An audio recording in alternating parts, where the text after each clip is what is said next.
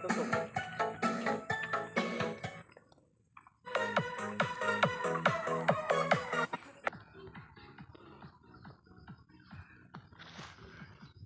Kaya mga kasaka,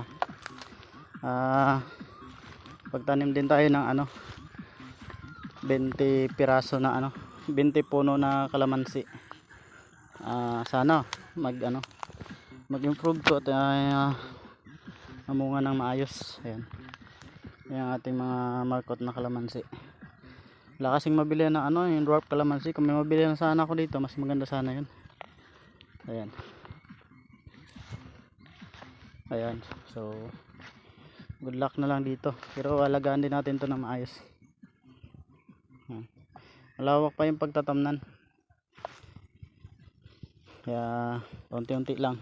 So nakapagtanim tayo ng 20 piraso, 20 puno nitong kalamansi ngayong araw. Tapos 5 puno ng dalandan. Hindi na rin masama. At least na papakinabangan yung araw, hindi nasasayang. Ayan, tsaka yung area na papakinabangan. Ito lang to sa may taas ng palayan. Ayan. So yung iba nga, ayan namunga na din yan. Kakatanim pa lang, may bunga na kasi nga nakamarkot ito siya. So hindi ko alam kung ayan.